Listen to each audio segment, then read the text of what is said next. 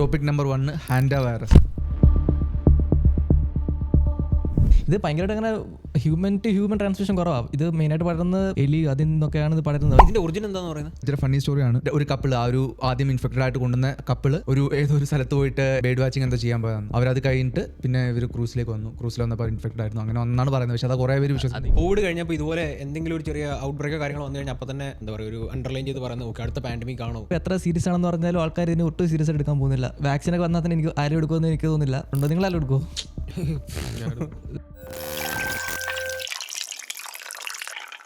Welcome back. Officially episode number 17.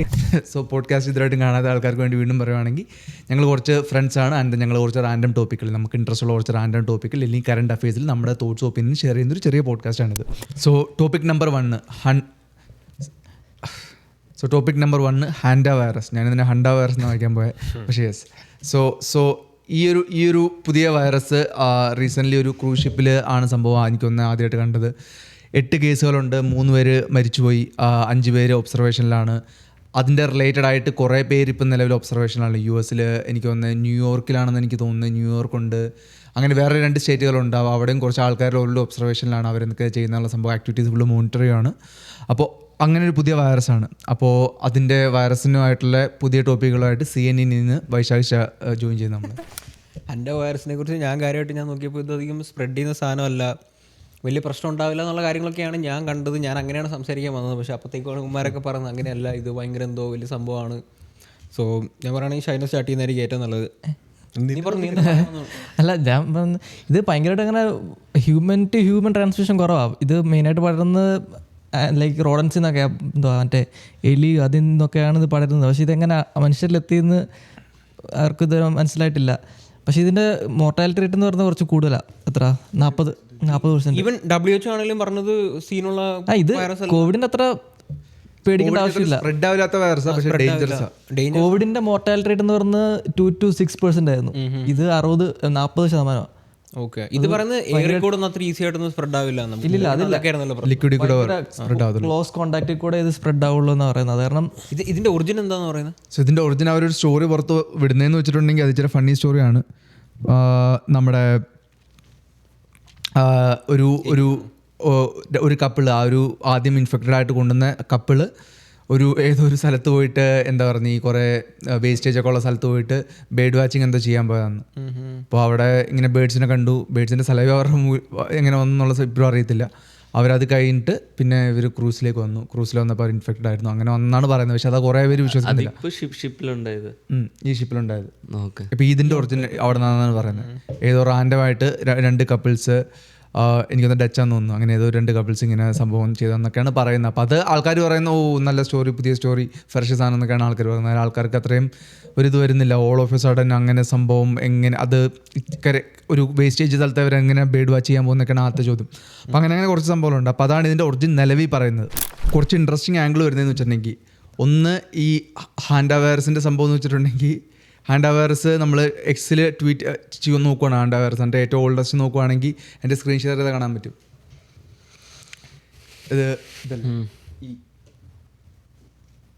Okay, so ഇതിൽ നോക്കുവാണെങ്കിൽ കാണാൻ പറ്റും. സൂട്ട്സെയർ എന്ന് പറഞ്ഞിട്ടൊരു പുള്ളിയുടെ ഇതിൽ കിടക്കുന്ന റീഡ്സ് ദി ഫ്യൂച്ചർ എന്നാണ് പുള്ളിയുടെ ഹെഡ്ലൈൻ കിടക്കുന്നത്, ടാഗ് ലൈൻ കിടക്കുന്നത്. അത് എല്ലാവരും ഇപ്പോൾ സംസാരിക്കുന്ന സംഭവമാണ്. പുള്ളിയുടെ ട്വീറ്റുകൾ ഇതൊക്കെയാണ്. Every one is happy. ഇത് പുള്ളി സ്റ്റാർട്ട് ചെയ്തേക്കുന്നത് ജൂൺ 2022 സ്റ്റാർട്ട് ചെയ്തു. 5 ട്വീറ്റ്സേ ഉള്ളൂ. 4 ട്വീറ്റ്സേ ഉള്ളൂ. അതിൽ 3ാമത്തെ ട്വീറ്റാണ് 2023 കൊറോണ എൻഡഡ്, 2026 ഹാൻഡ വൈറസ്. ഇത് പുള്ളി പോസ്റ്റ് ചെയ്തേക്കുന്നത് ജൂൺ 11, 2022. അതിനകത്തൊരു ഇൻട്രസ്റ്റിംഗ് പാർട്ട് എന്ന് വെച്ചാൽ ആ കവർ ഫോട്ടോ ഇല്ലേ, എൻ്റെ റൈറ്റ് സൈഡിൽ കിടക്കുന്നത് ആ ലൂസിഫറിയൻ സിമ്പലാ. കണ്ണോ? IOFORS ആണോ? ഒരു ലൂസിഫറിയൻ സിമ്പലായിട്ട് ഞാൻ കണ്ടിട്ടുണ്ട്.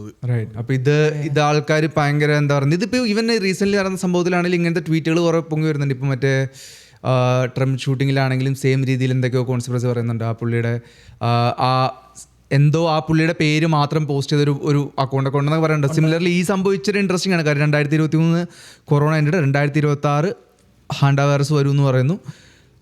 ആൻഡ് ദെൻ സെയിം ജൂൺ 11 പുള്ളി 2022 പോസ്റ്റ് ചെയ്യുന്നു. 2026 സാധനം സംഭവിക്കുന്നു. അപ്പോൾ ഇതെങ്ങനെ പ്രെഡിക്റ്റ് ചെയ്യുന്നുള്ളതാണ് സംഭവം. പിന്നെ ഇത് കഴിഞ്ഞിട്ട് പുള്ളിക്ക് പോസ്റ്റും വേറെ സംഭവമൊന്നും ഇല്ലതാണ്. 18 ഫോളോയിങ് 65K ഫോളോവേഴ്സും പുള്ളിക്കുണ്ട്. 2022 കഴിഞ്ഞ പോസ്റ്റ്. പക്ഷേ അതിപ്പോൾ ആർക്കെങ്കിലും ചെയ്യാം. ഇപ്പോൾ എനിക്കുള്ളൊരു അക്കൗണ്ട് തുടങ്ങിയിട്ട് റാൻഡമായിട്ട് എന്തുകൊണ്ടും പറയാമല്ലോ. ഇത് കുറേ കാര്യങ്ങളിങ്ങനെ പറഞ്ഞിടാം.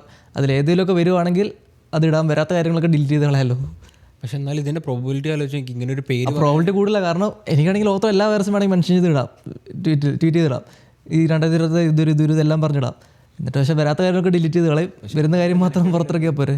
അതുപോലെ ഈ അക്കൗണ്ടിൽ റീസെന്റ് ആക്ടിവിറ്റി അങ്ങനെ ചെയ്യുന്നവരൊക്കെ ഉണ്ടല്ലോ, സ്പാം ചെയ്ത് അവസാനം ആക്റ്റീവ് എനിക്കൊന്ന് ജൂൺ 2022 കഴിഞ്ഞിട്ട് എനിക്കൊന്ന് ആക്റ്റീവ് അല്ലാന്ന് തോന്നുന്നു. 2022 സ്റ്റാർട്ട് ചെയ്തേക്കുന്നത് 2022 ആ മാസം തന്നെയാണ് അവസാനത്തെ ട്വീറ്റുകൾ.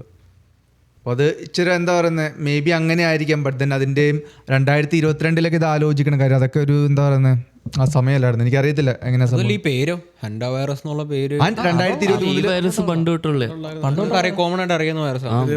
ഇത് കേരളത്തിൽ 14 വർഷം മുമ്പ് ഈ വൈറസ് വന്നിട്ടുണ്ട്. കേരളത്തിൽ ഒരാൾക്ക് എന്താണ് വന്നിട്ടുണ്ട്. പക്ഷെ അതവർ ശരിയാക്കി ആദ്യം കൊറിയൻ സോൾജേഴ്സ് അതോ ഐലൻഡിലല്ല ബീച്ച് സൈഡിലെന്തോ കിടക്കുമ്പോൾ അവർക്കാണ് ആദ്യമായിട്ട് അന്നേരം ബേർഡ് ത്രൂ ആണോ? അതങ്ങനെ ഈ സ്പെസിഫിക് സ്ട്രെയിൻ എന്ന് പറയുന്നത് ആനിമൽസിൽ നിന്ന് ഹ്യൂമൻസിലോട്ട് വളരുള്ളൂ, അങ്ങനത്തെ ഒരു സാധനമാണ്. പക്ഷേ ഇൻട്രസ്റ്റ് സംബന്ധിച്ചാൽ പുള്ളി 2022 പറഞ്ഞു 2023 വൈറസ് തീരും. ഇപ്പം രണ്ടും ഒരുമിച്ച് വന്നു. അത് സെയിം ട്വീറ്റിലുള്ളതുകൊണ്ട് ചെറുടെ സാധനം ഉണ്ടായിരുന്നു, ചെറുടെ ഇൻട്രസ്റ്റ് പറയാൻ പറ്റൂല ഇപ്പോഴത്തെ ഒരു അവസ്ഥയൊക്കെ വെച്ചിട്ട്. ഒരു പ്രശ്നം എന്ന് വെച്ചാൽ ഇതിന്റെ സിംറ്റം ഒരു അഫക്റ്റഡ് ആയി കഴിഞ്ഞാൽ 10 ദിവസം കഴിഞ്ഞെങ്കിൽ അറിയത്തില്ല. 8 വീക്ക് എടുക്കും, 8 വീക്സ് എടുക്കും സിംറ്റംസ് കണ്ടുപിടിക്കാൻ. 10 days എന്ന് പറയുന്നത് പുറത്ത് അറ്റ്ലീസ്റ്റ് വരാനൊക്കെ 10 days എടുക്കും. അതറിയാം, ഇപ്പൊ വന്നിട്ടുണ്ടെങ്കിലും അറിയത്തോലും ഇല്ല. അതാണ് അതിൽ പിന്നെ എന്ന് വെച്ചാൽ 2 കാനേഡിയൻസിനെ പിടിച്ചിട്ടുണ്ട്. ഒന്ന് രണ്ടുപേരും ഒണ്ടേറിയയിലോ ഒരാള് ക്യുബെക്കിലോ ആവേക്കുന്നത്.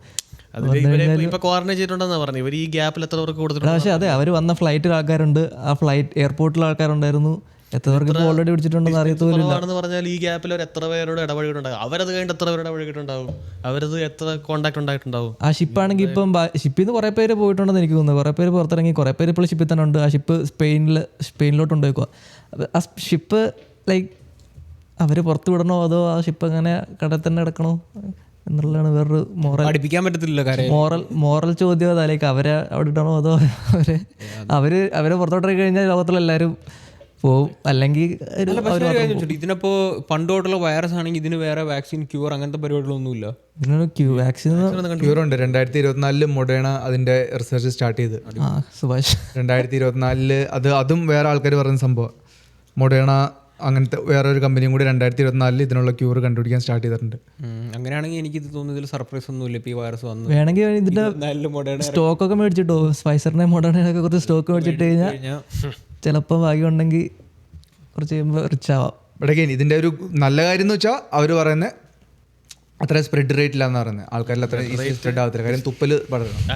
അത്ര ഡിസ്റ്റൻസ് കുറവാണെന്നേ ഉള്ളൂ. അതിപ്പോ അറിയത്തില്ല ഇത്ര ക്ലോസ് കോണ്ടാക്ട് ലൈക്ക് നല്ലപോലെ അടുത്ത് 40% ഡെത്ത് റേറ്റും ഉണ്ട്. അത് ഭയങ്കര 100 പേർക്ക് കിട്ടിയ 40 ഉറപ്പായിട്ട് മരിക്കുന്നു ഉറപ്പാ. 100 പേർക്ക് കിട്ടിയിട്ടുണ്ടെങ്കിൽ അതാണ് ഒരു ഡേഞ്ചറസ് കാര്യം ഇതില്. യെസ്. അപ്പോൾ എൻ്റെ എനിക്കൊന്ന് കോവിഡിന് എനിക്കൊന്ന് ലെസ് ദാൻ 1%. ഇത് നമ്മുടെ ബോഡിയിൽ എന്തിനൊക്കെ എഫക്ട് ചെയ്യുന്ന അറിയാം. നമുക്കിപ്പോൾ കൊറോണ അറിയാം, ലങ്സിനെ ആയിരുന്നു, സെയിം സിംറ്റം ഒക്കെ തന്നെയാണ്. ബ്രീത്തിങ്ങിനെ എഫക്ട് ചെയ്യും, നമ്മുടെ മസിലൊക്കെ പെയിനിങ് ഉണ്ടാവും, അങ്ങനെ കുറേ സിംറ്റംസ്. ആദ്യം ലൈറ്റ് ആയിട്ടുള്ള സിംറ്റംസ്, പിന്നെ കുറച്ച് കഴിയുമ്പോൾ കുറച്ചും കൂടെ വലിയ ഇതാവും. ഈ ഹാൻഡ് വൈറസിൽ തന്നെ ഇതിൽ കുറേ ഡിവിഷൻ ഉണ്ട്. അതിൽ ഈ പർട്ടിക്കുലർ ആയിട്ട് ഇപ്പോൾ വരുന്ന ഡിവിഷനാണ് ഹ്യൂമൻ ടു ഹ്യൂമൻ പടരത്തുള്ളൂ. മറ്റേത് പടരത്തില്ലായിരുന്നു.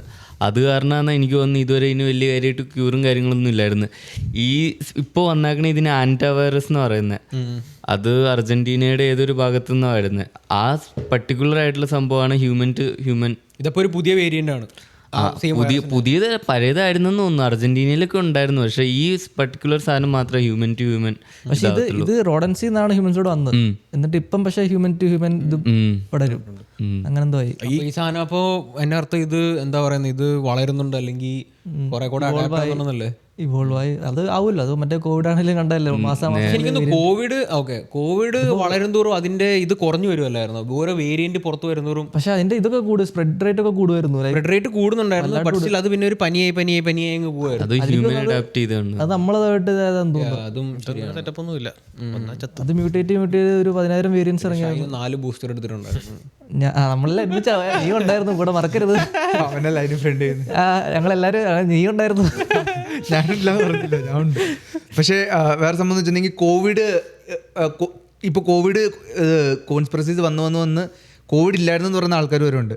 സോ നിങ്ങൾ കോവിഡിൽ ഏറ്റവും നിങ്ങളുടെ ഹാർഡ് കോർ ആയിട്ടുള്ള വിശ്വാസങ്ങൾ ഏതൊക്കെയാണ് കോവിഡിന് റിലേറ്റഡ് ആയിട്ട്, അല്ലെങ്കിൽ COVID-19 റിലേറ്റഡ് ആയിട്ട്? സ്റ്റേജിലാന്ന് എൻ്റെ സ്റ്റേജിലാണെന്നുണ്ട്. അല്ല, കോവിഡ് ഇല്ല എന്ന് പറയുന്ന ആൾക്കാരുണ്ട്, കോവിഡ് ഇല്ലായിരുന്നു, അത് ജസ്റ്റ് കോമൺ ഫ്ലൂ ആണെന്ന് പറയുന്ന ആൾക്കാരുണ്ട്. അതൊരിക്കലും അല്ല. അതല്ല എന്തായാലും എനിക്ക് വന്നല്ലേ. ബ്രേക്ക് ഉണ്ടായിരുന്നു. അത് നമ്മുടെ ശരീരത്തിനും താങ്ങാൻ പറ്റുന്നതിലും മുകളിലുള്ള ഒരു സാധനമായിരുന്നു. അതെല്ലാം ഞാൻ വിശ്വസിക്കുന്നുണ്ട്. പക്ഷേ വേറെ ഒരു കാര്യം, ഇത് ഭയങ്കരമായിട്ട് സ്റ്റേജ് ആയിരുന്നു എന്ന് ഞാൻ വിശ്വസിക്കുന്നു. ഇതും അങ്ങനെ സ്റ്റേജിലാന്നൊക്കെ പറയുന്നുണ്ട്. അത് എന്തുകൊണ്ട് ക്രൂസ് ഷിപ്പിലേക്ക് പോയവർക്ക് ഇൻഫെക്ട് ചെയ്ത് കൊടുത്തു എന്നുള്ള ഒരു ഇത് അർജന്റീന തന്നെ ഇതും പോയേക്കുന്നത്. ഈ ഷിപ്പ് സ്റ്റാർട്ട് ചെയ്തേക്കുന്ന അർജന്റീന തന്നെ, ക്രൂസ് ഷിപ്പ്. അവര് ട്രിപ്പിന് പോയവരാ. പക്ഷേ കോവിഡിൻ്റെ ഒരു നല്ലതായിരുന്നു വെച്ചിട്ടുണ്ടെങ്കിൽ കോവിഡ് ഒരു മാസം അവരിക്കുന്നായിരുന്നു. കുറേ ആൾക്കാർക്ക് സിസ്റ്റം, ഗവൺമെൻറ് സംഭവങ്ങൾക്കൊക്കെ എന്താ പറയുന്നത്, ആ ഒരു സമയമായിരുന്നു ഒരു എന്താ പറയുന്നത് ഒരു ടേണിംഗ് പോയിന്റ് കുറേ ആൾക്കാർക്ക്. അപ്പോൾ അത് അങ്ങനെ കോവിഡ് ഹെൽപ്പും ചെയ്തിട്ടുണ്ട് കാര്യം പറയുകയാണെങ്കിൽ. പിന്നെ പറയാൻ പറ്റില്ല. അന്നേരത്തെ മെയിൻ ഒരു കോൺട്രവേഴ്സി ആയിരുന്നു. അന്നേരം ആ കോവിഡൊക്കെ വന്നത് കുറേ ബാക്ക്ഗ്രൗണ്ടിലുള്ള കുറേ സാധനങ്ങൾ ഒളിപ്പിക്കാൻ വേണ്ടിയായിരുന്നു, ഈവൻ ഇൻക്ലൂഡിങ് എപ്സ്റ്റീൻ്റെ കാര്യങ്ങൾ. സോ അപ്പോൾ ഇത് ഇനിയിപ്പോൾ എന്തൊക്കെയാണെന്ന് നമുക്ക് പറയാൻ പറ്റില്ല. ഇനിയിപ്പോൾ ഇത് വേറെ എന്തെങ്കിലും വലിയൊരു സംഭവത്തിന് വേണ്ടിയാണോ? സോ മൊഡേണ പിന്നെ കയറിയിട്ടുള്ളതാണ്. എനിക്ക് തോന്നുന്നു 2 ആഴ്ചക്കുള്ളിൽ ഒരു വാക്സിനൊക്കെ വരും.